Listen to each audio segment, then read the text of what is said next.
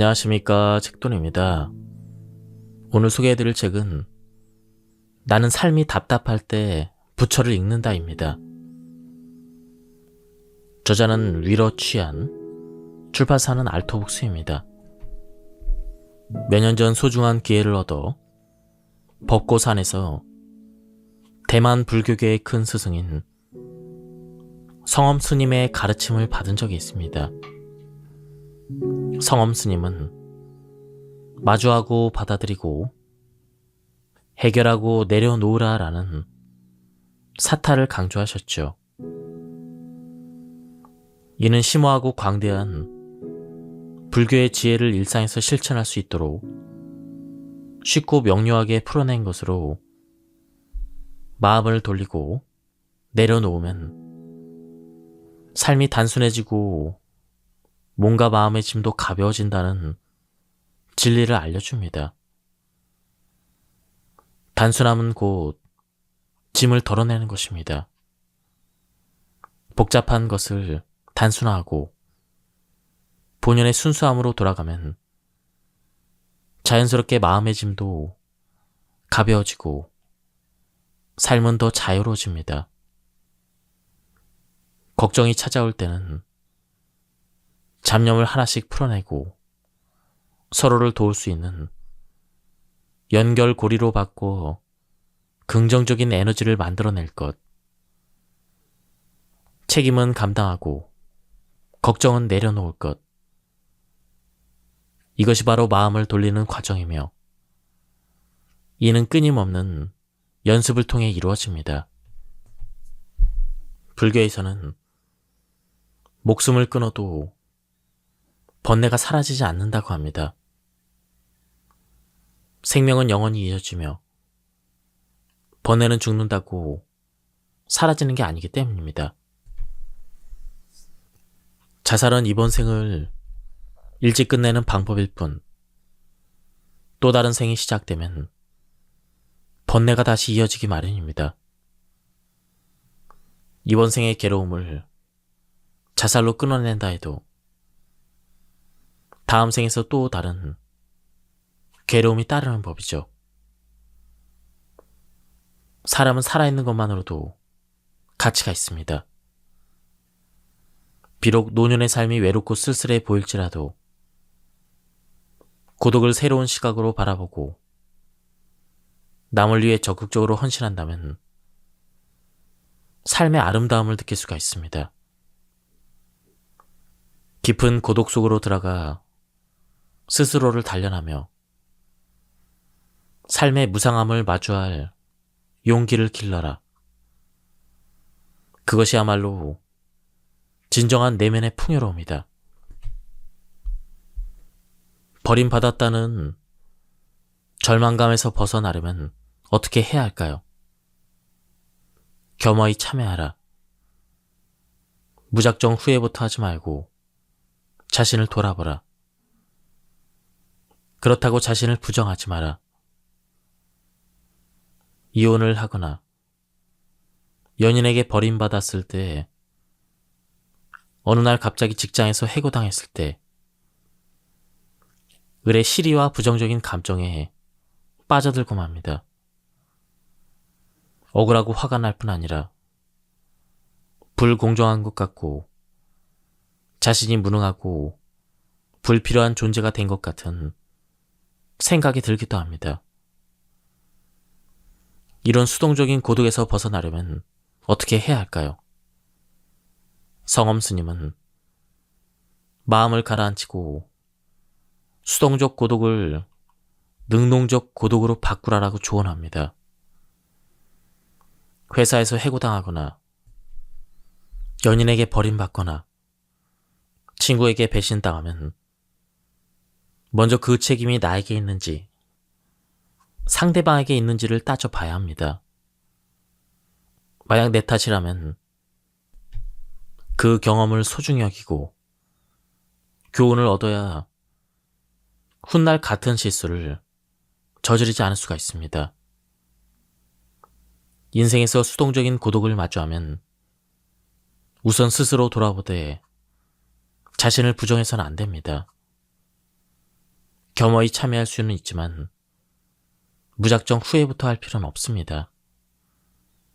내 잘못이거나 미진한 부분이 있다면 고치면 됩니다. 상대방의 잘못이라면 절대로 자신을 버려서는 안 되겠죠.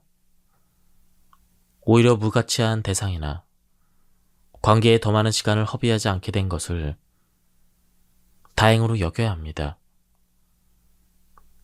그 대상은 노력할 가치가 없는 사람이었고 그 관계는 지속할 가치가 없기 때문입니다. 이러한 사고방식은 수동적 고독을 겪었을 때 반드시 갖춰야 할 기본적인 마음가짐입니다. 욕망을 채우려고 하면 자유에서 멀어질까? 창업한 지 얼마 안 돼서 사업을 키우기 위해 고군분투 중인 젊은 사업가가 있다고 합시다. 이 상황에서 그는 경영에만 매진해야 할까요?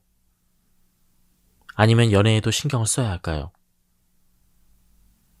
사업과 연애 중에 하나를 선택해야 한다면 적어도 우선순위는 있어야 합니다.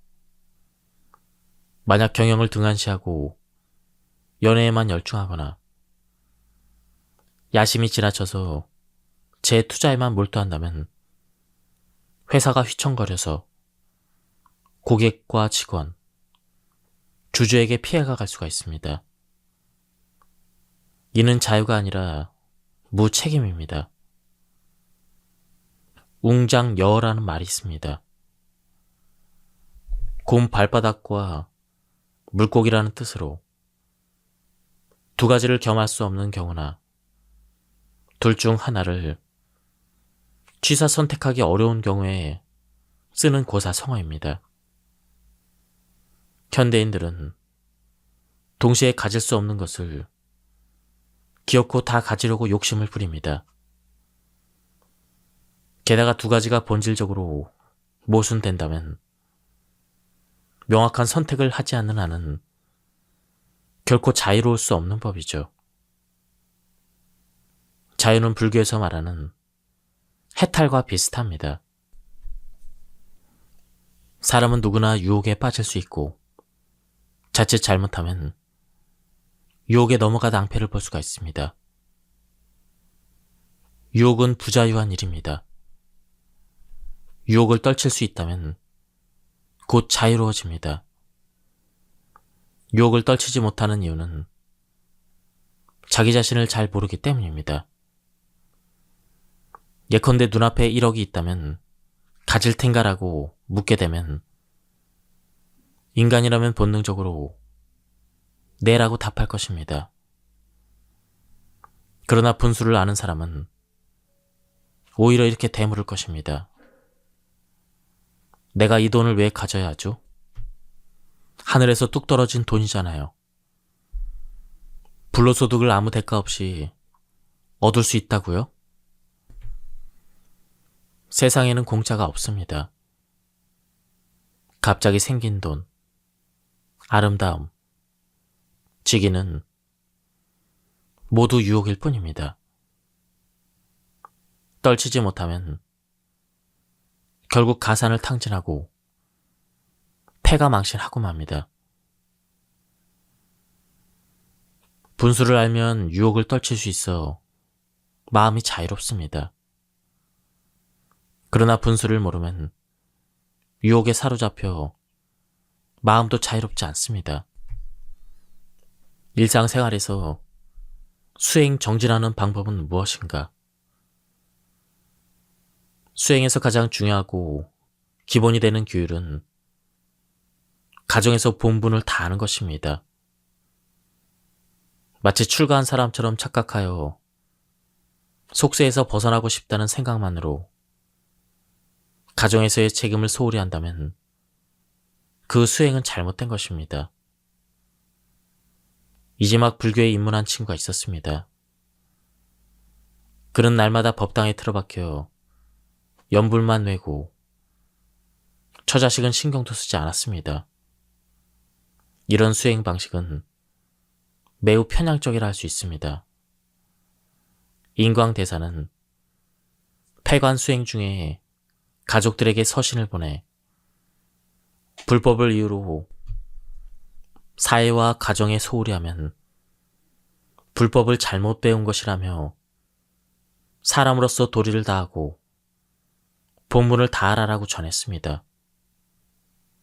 인광대사는 특별히 돈륜이라는 글자를 썼습니다.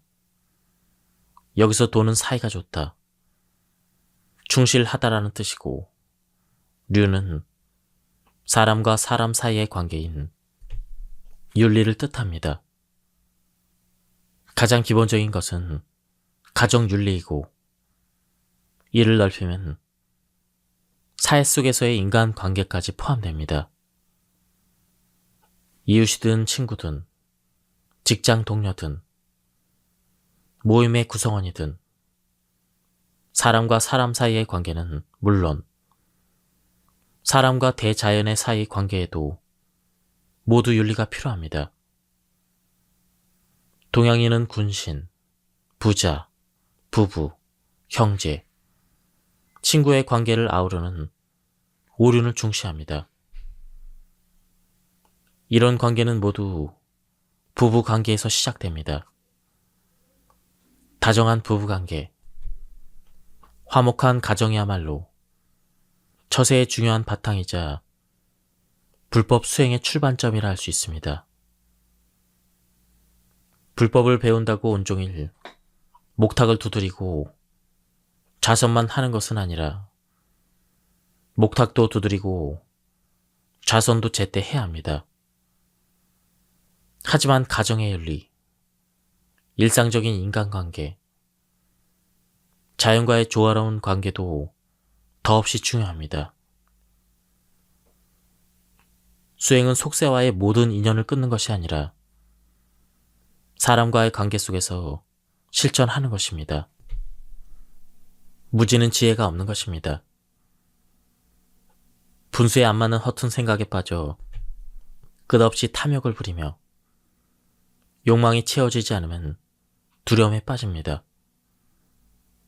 반야심경에 이르기를 마음에 걸림이 없는 고로 두려움이 없다라고 했습니다.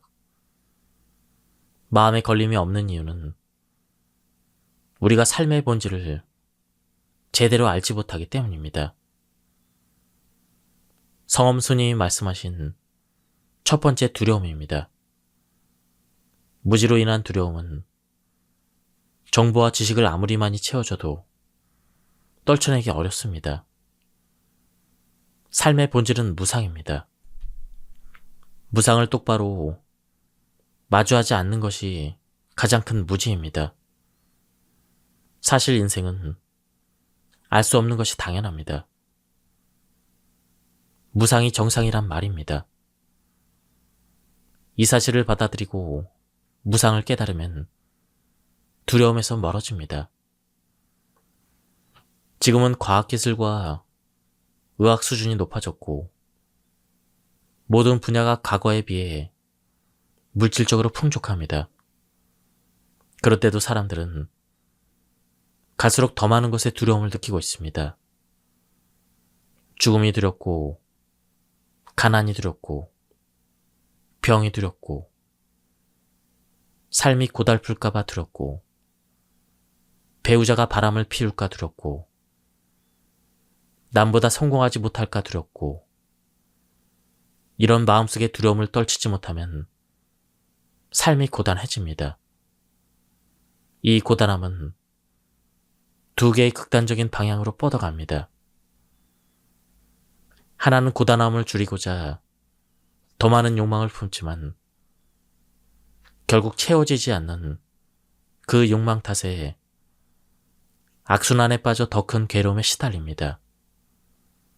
다른 하나는 남을 돕고 중생을 제도하며 고통에 빠진 사람들을 건져주겠다는 마음을 갖습니다. 이러한 마음은 욕망을 원력으로 승화시키는데 이것이 바로 자비입니다. 성엄스님은 이렇게 말씀하셨습니다. 괴로움을 깨닫는 것이 영 나쁜 것이 아닙니다. 특히 남의 괴로움을 가슴 깊이 이해하는 데서 자비심이 피어납니다.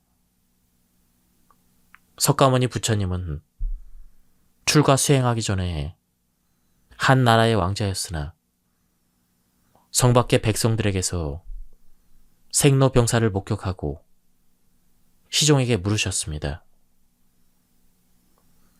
사람은 누구나 이런 일을 겪느냐? 그러자 시종이 답했습니다. 그러합니다. 한 번은 석가모니 부처님이 밭에서 일하는 농부를 지켜보고 있었습니다. 농부가 진흙을 파헤치자 땅 밑에 벌레가 우글거렸습니다. 그때 작은 새들이 날아와 벌레를 잡아먹었는데 얼마 지나지 않아 큰 독수리가 날아와 작은 새를 잡아먹었고 뒤이어 사냥꾼이 독수리를 잡았습니다. 뛰는 놈 위에 나는 놈이 있는 법. 세상은 그야말로 약육강식의 축소판이라 할 수 있습니다. 지혜로운 사람은 고통을 두려워하지만 어리석은 사람은 고통이 무엇인지 모릅니다. 석가모니는 왕자인 자신도 생로병사 앞에서는 묻 생명과 다를 바 없음을 깨닫는 순간 자비심의 기본 조건을 갖추었습니다. 그리고 중생을 위해서, 자신을 위해서 이 문제를 반드시 해결해야 됐다고 생각하고 출가하여 도를 닦았습니다. 원하는 것과 필요한 것을 어떻게 구분할 수 있을까요? 욕구가 필요를 뛰어넘으면 소비가 낭비가 됩니다. 성엄 스님은 이렇게 말씀하셨습니다. 사람은 많은 것을 원하지만 정말로 필요한 것은 별로 없습니다. 그러나 사람마다 생활 방식이 다르고 원하는 것과 필요한 것에 대한 구분도 사뭇 다릅니다. 이를테면 나는 명품 가방이 필요하지도 갖고 싶지도 않지만 누군가에게는 삶의 이유일 수도 있습니다. 욕구와 필요의 경계선은 대체 어디일까요? 이는 여러 가지 개인적인 조건을 고려해야 합니다. 일반적으로 글씨를 쓰는 데는 평범한 볼펜이면 충분합니다. 그러나 국제 협약을 맺는 자리에서 아무데나 굴러다니는 펜을 쓸 수는 없습니다. 때로는 양측 모두 질 좋은 펜으로 서명한 다음 서로 펜을 교환하기도 합니다.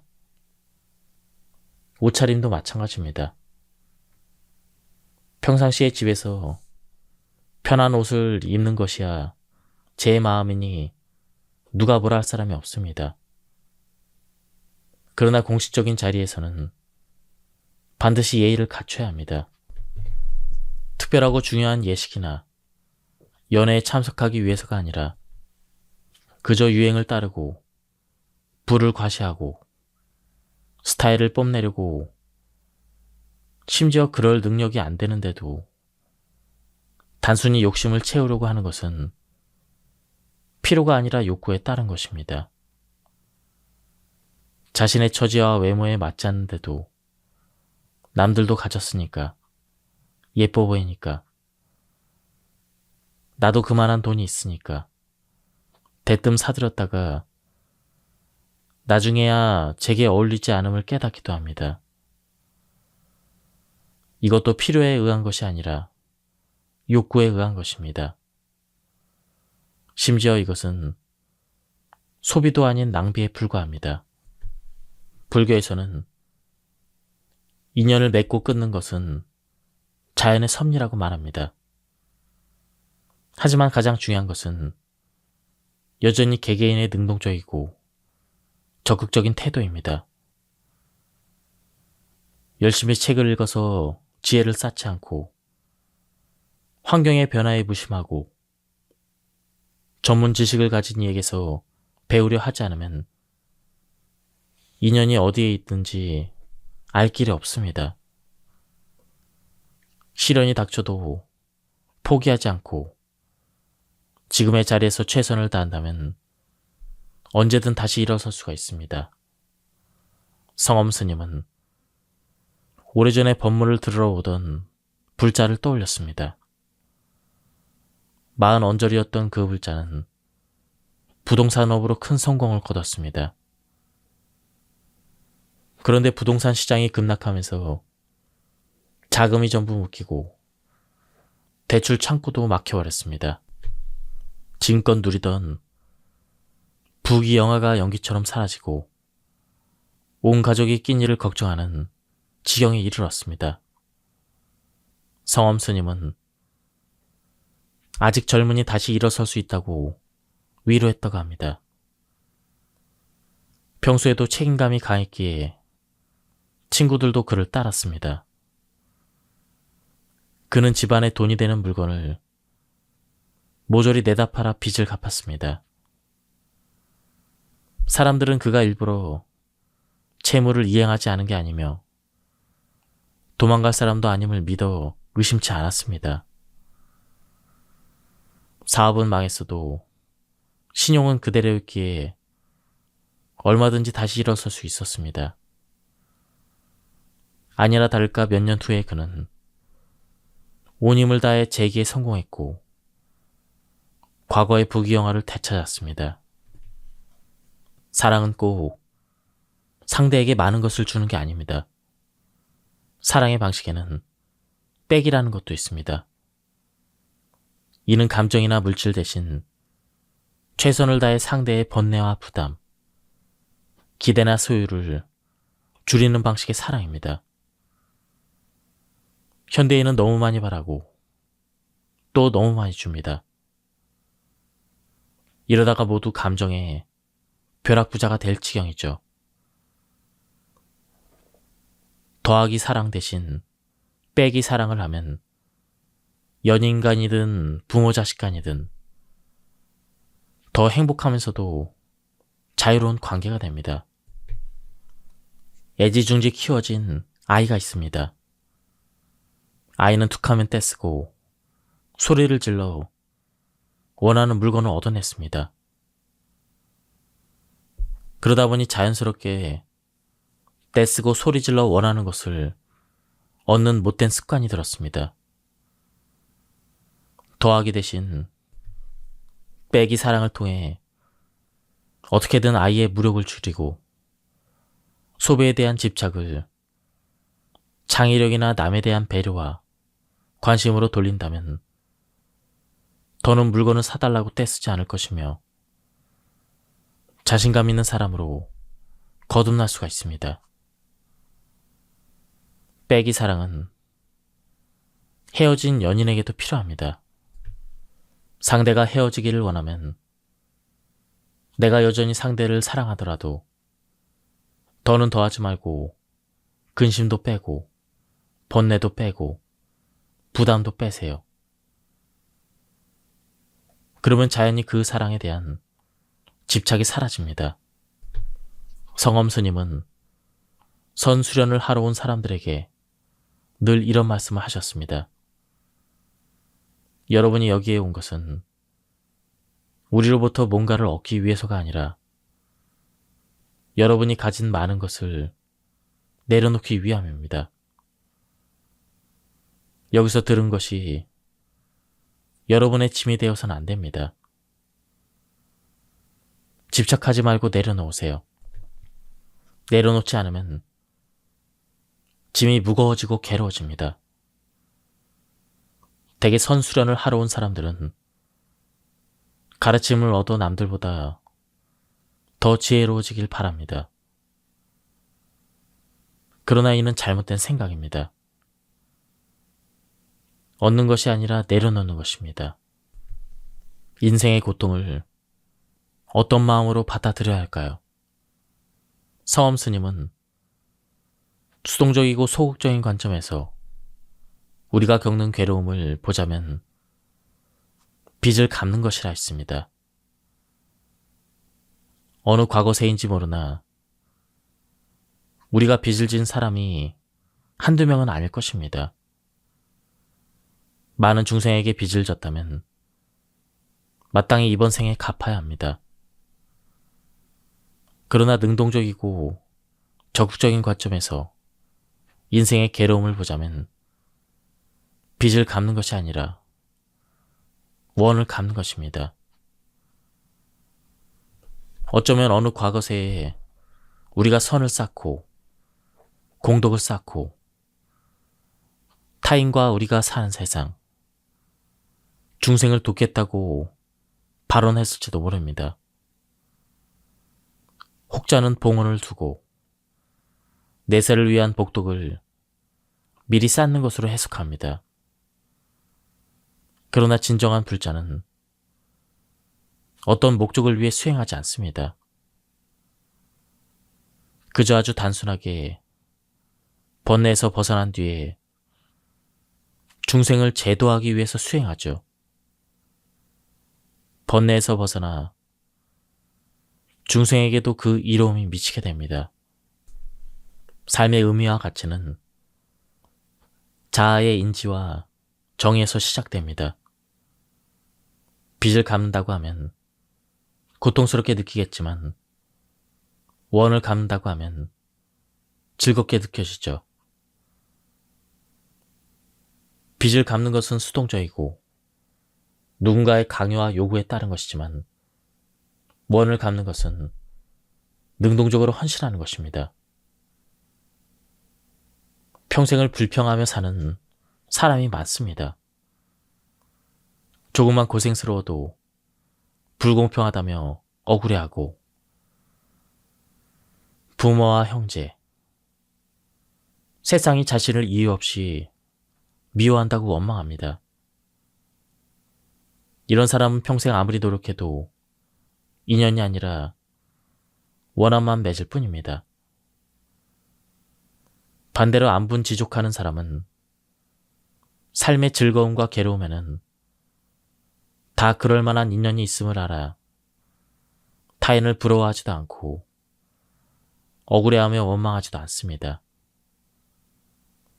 그런 까닭에 평생 원한이 아니라 인연만 맺습니다. 성엄 스님은 좋은 인연을 많이 맺으라고 권합니다. 형제 자매와 부모, 친구와 동료가 서운하게 하더라도 원망하지 말고 적극적으로 헌신할 방법을 생각해 보세요. 자신의 시간과 재력, 체력을 다해서 남을 이롭게 하면 좋은 인연을 맺을 수가 있습니다. 인연의 관점에서 성찰하면 과거에 좋은 인연을 맺지 못했기 때문에 지금 억울한 일을 겪는 것입니다. 그러므로 지금 좋은 인연을 많이 맺으려고 노력해야 합니다. 지금까지 이 책에 대한 리뷰를 모두 마쳤습니다. 한번 책을 구해서 읽어보실 것을 추천드립니다. 오늘 리뷰를 여기서 마치도록 하겠습니다. 감사합니다. 안녕하십니까, 책돈입니다. 오늘 소개해드릴 책은 나는 삶이 답답할 때 부처를 읽는다입니다. 저자는 위러 취한, 출판사는 알토북스입니다.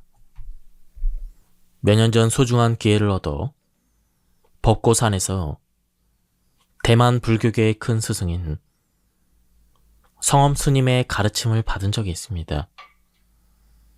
성엄 스님은 마주하고 받아들이고 해결하고 내려놓으라 라는 사타를 강조하셨죠. 이는 심오하고 광대한 불교의 지혜를 일상에서 실천할 수 있도록 쉽고 명료하게 풀어낸 것으로 마음을 돌리고 내려놓으면 삶이 단순해지고 몸과 마음의 짐도 가벼워진다는 진리를 알려줍니다. 단순함은 곧 짐을 덜어내는 것입니다. 복잡한 것을 단순화하고 본연의 순수함으로 돌아가면 자연스럽게 마음의 짐도 가벼워지고 삶은 더 자유로워집니다. 걱정이 찾아올 때는 잡념을 하나씩 풀어내고 서로를 도울 수 있는 연결고리로 바꿔 긍정적인 에너지를 만들어낼 것. 책임은 감당하고 걱정은 내려놓을 것. 이것이 바로 마음을 돌리는 과정이며 이는 끊임없는 연습을 통해 이루어집니다. 불교에서는 목숨을 끊어도 번뇌가 사라지지 않는다고 합니다. 생명은 영원히 이어지며 번뇌는 죽는다고 사라지는 게 아니기 때문입니다. 자살은 이번 생을 일찍 끝내는 방법일 뿐, 또 다른 생이 시작되면 번뇌가 다시 이어지기 마련입니다. 이번 생의 괴로움을 자살로 끊어낸다 해도 다음 생에서 또 다른 괴로움이 따르는 법이죠. 사람은 살아있는 것만으로도 가치가 있습니다. 비록 노년의 삶이 외롭고 쓸쓸해 보일지라도 고독을 새로운 시각으로 바라보고 남을 위해 적극적으로 헌신한다면 삶의 아름다움을 느낄 수가 있습니다. 깊은 고독 속으로 들어가 스스로를 단련하며 삶의 무상함을 마주할 용기를 길러라. 그것이야말로 진정한 내면의 풍요로움이다. 버림받았다는 절망감에서 벗어나려면 어떻게 해야 할까요? 겸허히 참여하라. 무작정 후회부터 하지 말고 자신을 돌아보라. 그렇다고 자신을 부정하지 마라. 이혼을 하거나 연인에게 버림받았을 때, 어느 날 갑자기 직장에서 해고당했을 때 을의 시리와 부정적인 감정에 빠져들고 맙니다. 억울하고 화가 날 뿐 아니라 불공정한 것 같고 자신이 무능하고 불필요한 존재가 된 것 같은 생각이 들기도 합니다. 이런 수동적인 고독에서 벗어나려면 어떻게 해야 할까요? 성엄 스님은 마음을 가라앉히고 수동적 고독을 능동적 고독으로 바꾸라라고 조언합니다. 회사에서 해고당하거나 연인에게 버림받거나 친구에게 배신당하면 먼저 그 책임이 나에게 있는지 상대방에게 있는지를 따져봐야 합니다. 만약 내 탓이라면 그 경험을 소중히 여기고 교훈을 얻어야 훗날 같은 실수를 저지르지 않을 수가 있습니다. 인생에서 수동적인 고독을 마주하면 우선 스스로 돌아보되 자신을 부정해서는 안 됩니다. 겸허히 참여할 수는 있지만 무작정 후회부터 할 필요는 없습니다. 내 잘못이거나 미진한 부분이 있다면 고치면 됩니다. 상대방의 잘못이라면 절대로 자신을 버려서는 안 되겠죠. 오히려 무가치한 대상이나 관계에 더 많은 시간을 허비하지 않게 된 것을 다행으로 여겨야 합니다. 그 대상은 노력할 가치가 없는 사람이었고 그 관계는 지속할 가치가 없기 때문입니다. 이러한 사고방식은 수동적 고독을 겪었을 때 반드시 갖춰야 할 기본적인 마음가짐입니다. 욕망을 채우려고 하면 자유에서 멀어질까? 창업한 지 얼마 안 돼서 사업을 키우기 위해 고군분투 중인 젊은 사업가가 있다고 합시다. 이 상황에서 그는 경영에만 매진해야 할까요? 아니면 연애에도 신경을 써야 할까요? 사업과 연애 중에 하나를 선택해야 한다면 적어도 우선순위는 있어야 합니다. 만약 경영을 등한시하고 연애에만 열중하거나 야심이 지나쳐서 제 투자에만 몰두한다면 회사가 휘청거려서 고객과 직원, 주주에게 피해가 갈 수가 있습니다. 이는 자유가 아니라 무책임입니다. 웅장여어라는 말이 있습니다.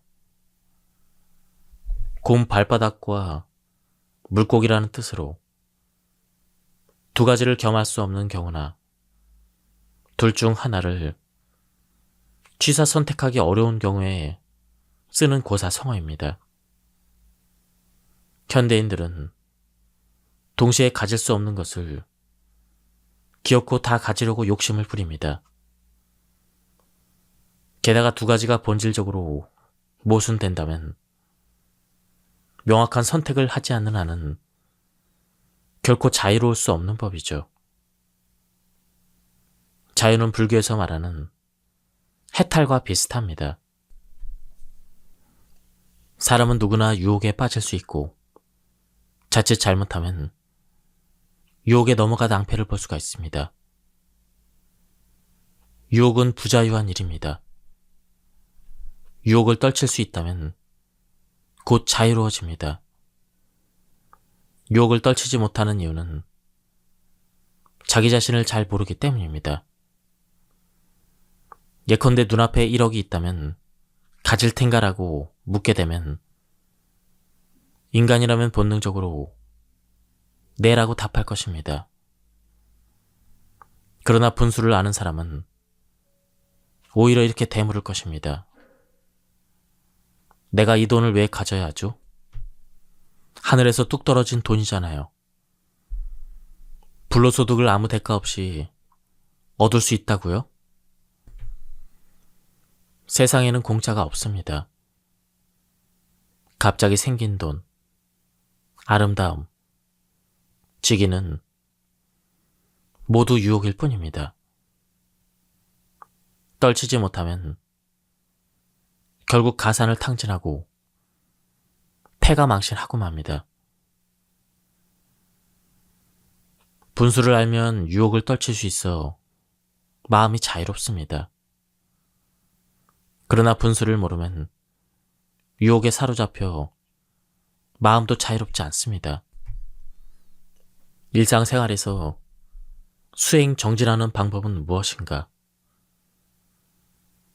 수행에서 가장 중요하고 기본이 되는 규율은 가정에서 본분을 다하는 것입니다. 마치 출가한 사람처럼 착각하여 속세에서 벗어나고 싶다는 생각만으로 가정에서의 책임을 소홀히 한다면 그 수행은 잘못된 것입니다. 이지막 불교에 입문한 친구가 있었습니다. 그는 날마다 법당에 틀어박혀 연불만 외고 처자식은 신경도 쓰지 않았습니다.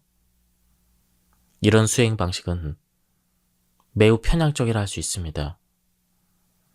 인광대사는 폐관 수행 중에 가족들에게 서신을 보내 불법을 이유로 사회와 가정에 소홀히 하면 불법을 잘못 배운 것이라며 사람으로서 도리를 다하고 본분을 다하라라고 전했습니다. 인광대사는 특별히 돈륜이라는 글자를 썼습니다.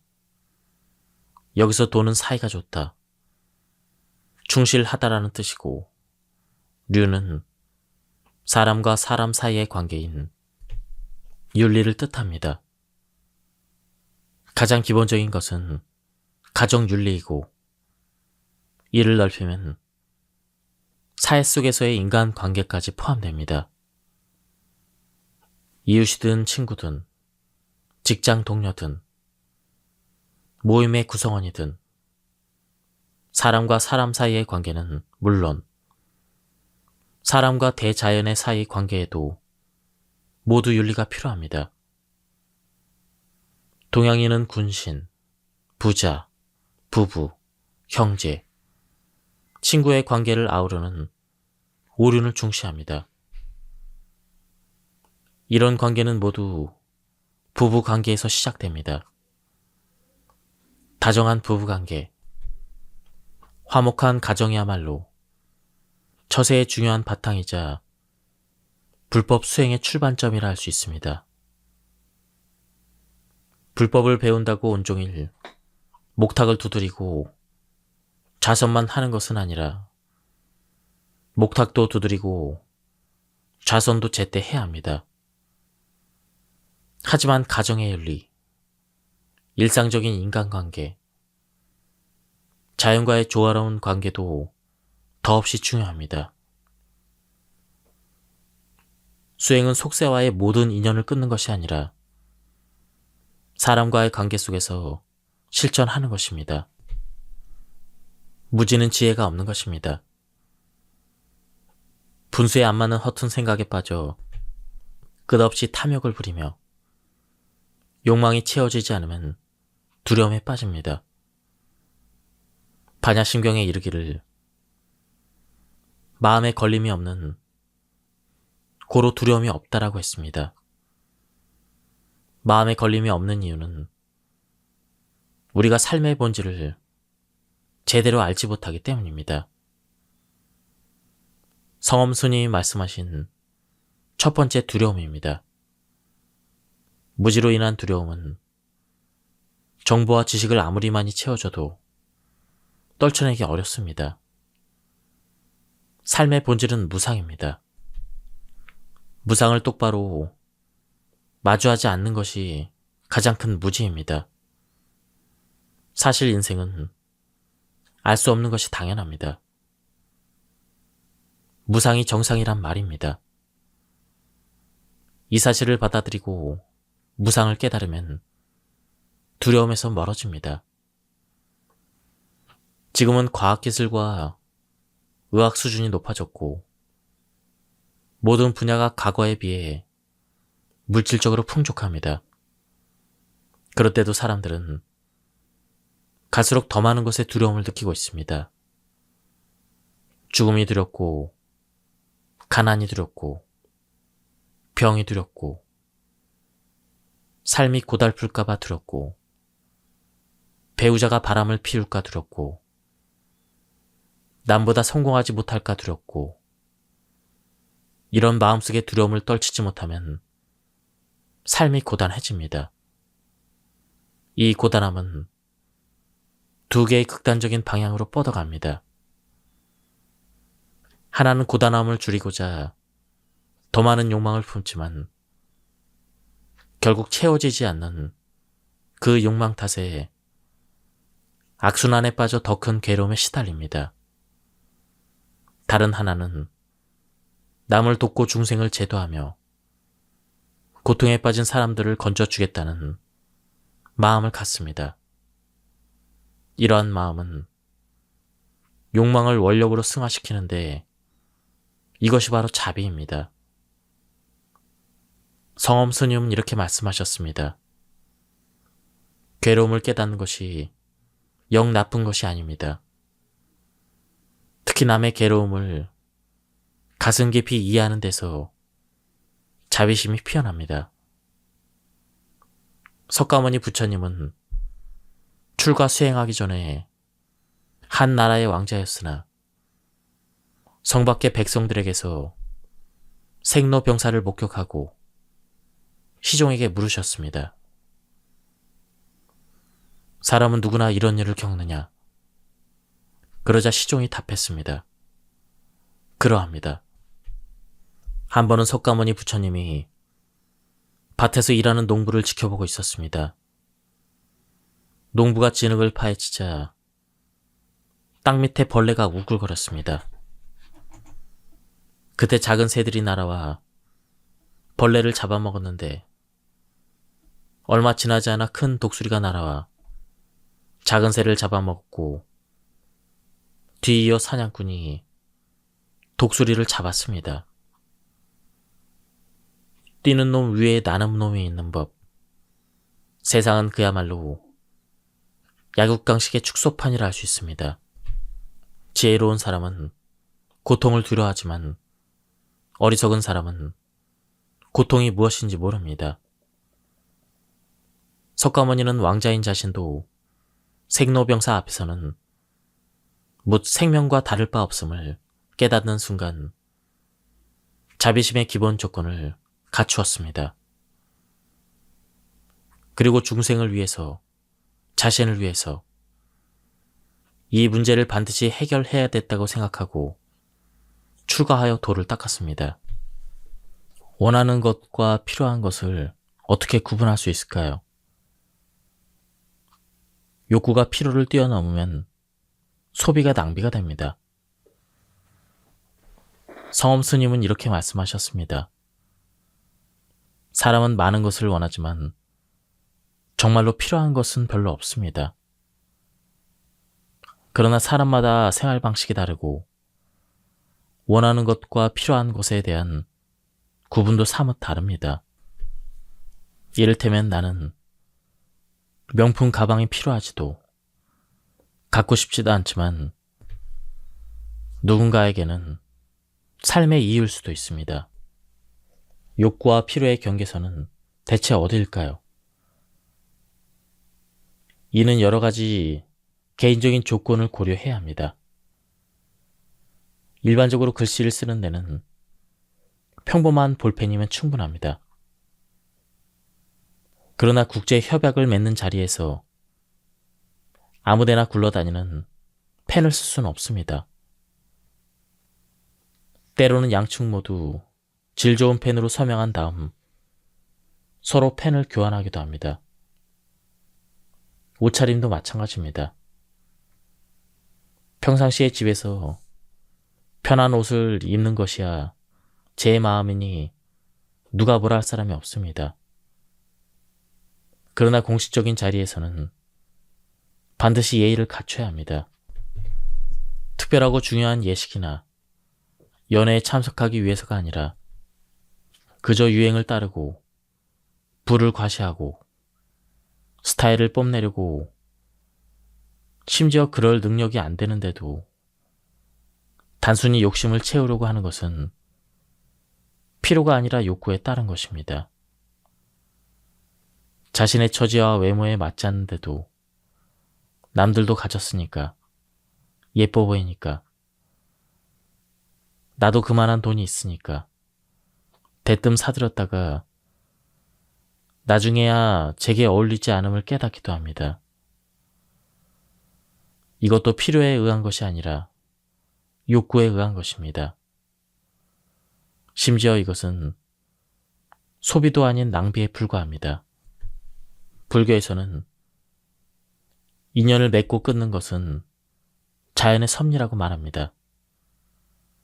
하지만 가장 중요한 것은 여전히 개개인의 능동적이고 적극적인 태도입니다. 열심히 책을 읽어서 지혜를 쌓지 않고 환경의 변화에 무심하고 전문 지식을 가진 이에게서 배우려 하지 않으면 인연이 어디에 있든지 알 길이 없습니다. 시련이 닥쳐도 포기하지 않고 지금의 자리에서 최선을 다한다면 언제든 다시 일어설 수가 있습니다. 성엄 스님은 오래전에 법문을 들으러 오던 불자를 떠올렸습니다. 40언저리였던 그 불자는 부동산업으로 큰 성공을 거뒀습니다. 그런데 부동산 시장이 급락하면서 자금이 전부 묶이고 대출 창구도 막혀버렸습니다. 지금껏 누리던 부귀 영화가 연기처럼 사라지고 온 가족이 낀 일을 걱정하는 지경에 이르렀습니다. 성엄 스님은 아직 젊으니 다시 일어설 수 있다고 위로했다고 합니다. 평소에도 책임감이 강했기에 친구들도 그를 따랐습니다. 그는 집안에 돈이 되는 물건을 모조리 내다 팔아 빚을 갚았습니다. 사람들은 그가 일부러 채무를 이행하지 않은 게 아니며 도망갈 사람도 아님을 믿어 의심치 않았습니다. 사업은 망했어도 신용은 그대로였기에 얼마든지 다시 일어설 수 있었습니다. 아니나 다를까 몇 년 후에 그는 온 힘을 다해 재기에 성공했고 과거의 부귀영화를 되찾았습니다. 사랑은 꼭 상대에게 많은 것을 주는 게 아닙니다. 사랑의 방식에는 빽이라는 것도 있습니다. 이는 감정이나 물질 대신 최선을 다해 상대의 번뇌와 부담, 기대나 소유를 줄이는 방식의 사랑입니다. 현대인은 너무 많이 바라고 또 너무 많이 줍니다. 이러다가 모두 감정의 벼락부자가 될 지경이죠. 더하기 사랑 대신 빼기 사랑을 하면 연인 간이든 부모 자식 간이든 더 행복하면서도 자유로운 관계가 됩니다. 애지중지 키워진 아이가 있습니다. 아이는 툭하면 떼쓰고 소리를 질러 원하는 물건을 얻어냈습니다. 그러다 보니 자연스럽게 떼쓰고 소리질러 원하는 것을 얻는 못된 습관이 들었습니다.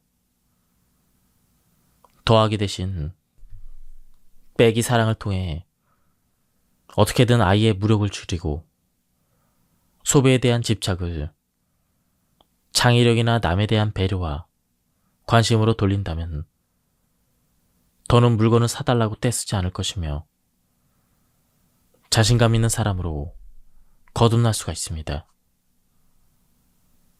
빼기 사랑은 헤어진 연인에게도 필요합니다. 상대가 헤어지기를 원하면 내가 여전히 상대를 사랑하더라도 더는 더하지 말고 근심도 빼고 번뇌도 빼고 부담도 빼세요. 그러면 자연히 그 사랑에 대한 집착이 사라집니다. 성엄 스님은 선수련을 하러 온 사람들에게 늘 이런 말씀을 하셨습니다.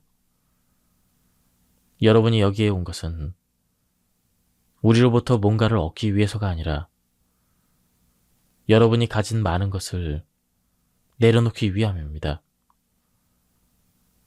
여기서 들은 것이 여러분의 짐이 되어서는 안 됩니다. 집착하지 말고 내려놓으세요. 내려놓지 않으면 짐이 무거워지고 괴로워집니다. 대개 선수련을 하러 온 사람들은 가르침을 얻어 남들보다 더 지혜로워지길 바랍니다. 그러나 이는 잘못된 생각입니다. 얻는 것이 아니라 내려놓는 것입니다. 인생의 고통을 어떤 마음으로 받아들여야 할까요? 성엄 스님은 수동적이고 소극적인 관점에서 우리가 겪는 괴로움을 보자면 빚을 갚는 것이라 했습니다. 어느 과거세인지 모르나 우리가 빚을 진 사람이 한두 명은 아닐 것입니다. 많은 중생에게 빚을 졌다면 마땅히 이번 생에 갚아야 합니다. 그러나 능동적이고 적극적인 관점에서 인생의 괴로움을 보자면 빚을 갚는 것이 아니라 원을 갚는 것입니다. 어쩌면 어느 과거세에 우리가 선을 쌓고 공덕을 쌓고 타인과 우리가 사는 세상, 중생을 돕겠다고 발언했을지도 모릅니다. 혹자는 봉헌을 두고 내세를 위한 복덕을 미리 쌓는 것으로 해석합니다. 그러나 진정한 불자는 어떤 목적을 위해 수행하지 않습니다. 그저 아주 단순하게 번뇌에서 벗어난 뒤에 중생을 제도하기 위해서 수행하죠. 번뇌에서 벗어나 중생에게도 그 이로움이 미치게 됩니다. 삶의 의미와 가치는 자아의 인지와 정의에서 시작됩니다. 빚을 갚는다고 하면 고통스럽게 느끼겠지만 원을 갚는다고 하면 즐겁게 느껴지죠.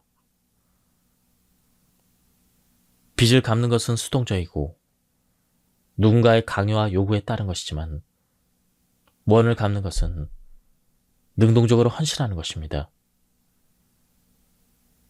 평생을 불평하며 사는 사람이 많습니다. 조금만 고생스러워도 불공평하다며 억울해하고 부모와 형제, 세상이 자신을 이유 없이 미워한다고 원망합니다. 이런 사람은 평생 아무리 노력해도 인연이 아니라 원한만 맺을 뿐입니다. 반대로 안분지족하는 사람은 삶의 즐거움과 괴로움에는 다 그럴 만한 인연이 있음을 알아 타인을 부러워하지도 않고 억울해하며 원망하지도 않습니다. 그런 까닭에 평생 원한이 아니라 인연만 맺습니다. 성엄 스님은 좋은 인연을 많이 맺으라고 권합니다. 형제 자매와 부모, 친구와 동료가 서운하게 하더라도 원망하지 말고 적극적으로 헌신할 방법을 생각해 보세요.